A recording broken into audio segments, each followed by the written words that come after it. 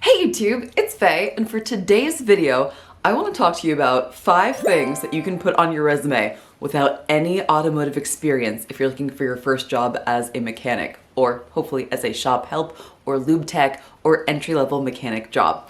And I will say these are all things that I did, so I'm speaking from experience, and I did eventually get a job, right? So they all work. Now, if you already know me, then you know what I'm gonna say for number 1. Project car. I'm serious. Put this on your resume. Put the year, make, and model of your project car, the projects and the jobs that you have tackled, and the things that you have learned. Have you replaced your air filter? Awesome. Replaced spark plugs and wires? Well, I didn't because my first project car was a diesel, but you get the idea. Have you changed your own oil? Have you changed your fluids? Have you changed a spare tire before? And then the skills that you have learned because of that project car. For example, torque specifications, how to safely jack up a vehicle, how to check all of your fluids. Why? Because this is essential. These are the staples of the first job that you're gonna have in automotive, most likely. So all of those things really do count as experience, even if they're not formal experience. So, number 1, put your project car.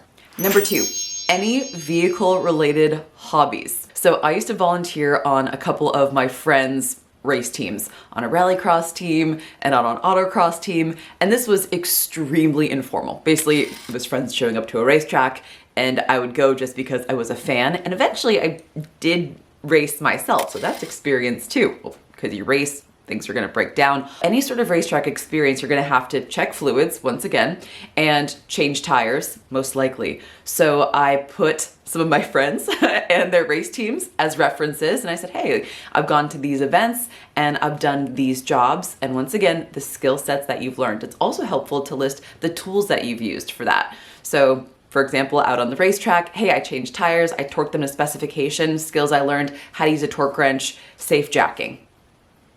Once again, that totally applies to your first job in automotive. Third, and this may be more helpful if you are someone who may look more like me, if you are small, and that is the sports that I have played. I know this is gonna sound really silly, but hang with me for a second.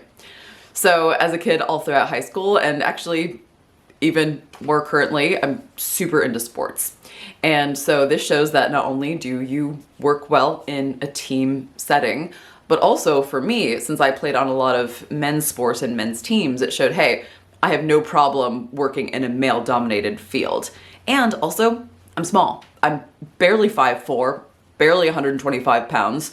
I don't look like someone that is strong, right? I mean, I got these little teeny little arms. But I played lacrosse on the men's team. I played ice hockey on a men's and a women's team, and I ran cross country, and I was on a cycling team, which was once again mostly men. There's just a few women. So putting that on my resume showed, hey, I'm an endurance athlete. I can stand on my feet 8 hours a day. I can use tools. I can do physical challenges, right? But then it also shows, hey, I work well with both men and women. This is not a problem for me. I've been doing this for years. So I've just listed the sports that I played, listed the teams, if there's any achievements, you know, went to some national competitions. I listed those as well. Like, I'm not just a crappy athlete, I'm a great athlete, you know? And that really does help in a job that is physical. So that's third thing that I put on my resume. Fourth thing that I put on my resume is all the tools that I owned. Now, some jobs you will not have to have your own tools. Like a lot of people that started off at my Toyota dealership, they had tools provided. I did bring my own tools, but the dealership, for all their express maintenance technicians, they provided everything from sockets to torque wrenches to their own roll-around toolboxes they could use. So that's pretty cool. Not all jobs are gonna have that. So definitely, if you have your own tools, list out the tools that you have.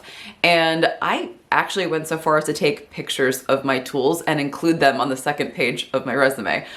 Why not? I mean, you want to keep everything to the first page, like all your information on one page, but I did have follow-up pages that showed some pictures of the tools, my project car, etc. Just in case I wasn't believable enough on my resume. So that's number 4, all the tools that you have. And then of course, any experience with them as well, and just showing that you know how to use them. Fifth thing that I put on my resume was clubs that I was involved in. Once again, this might sound silly, but hear me out, y'all. So before I ever got involved in the automotive industry or really held a wrench, I was in an alternative fuels club when I bought my 1980 Volkswagen Diesel Rabbit, and I was learning how to swap her over from diesel to biodiesel and vegetable oil. And there was a lot of people in this alternative fuels club that did all sorts of crazy things to their vehicles. I also later joined a local Volkswagen club and put my car in some shows and stuff like that. What this shows is that, first of all, I'm willing to learn. I'm willing to learn outside of work. I'm interested in this field. And I also have a strong support system.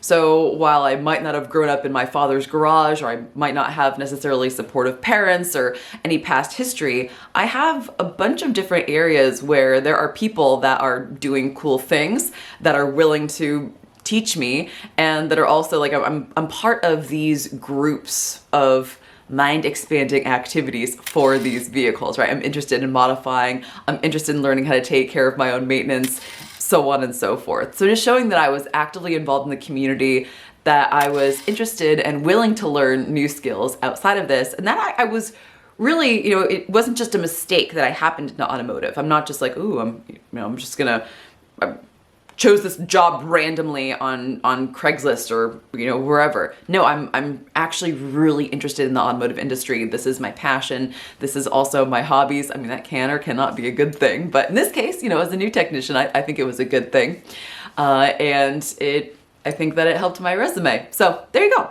There are 5 things that I put on my automotive resume before I ever stepped foot into a shop and before I ever had automotive experience.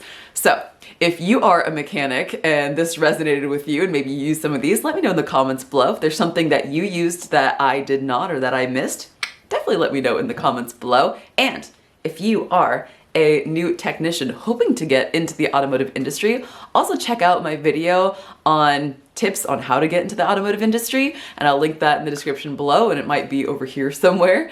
And yeah, let me know if this helped you out. Thanks so much for watching. I hope you enjoyed this video, and I will see you in my next one. Bye!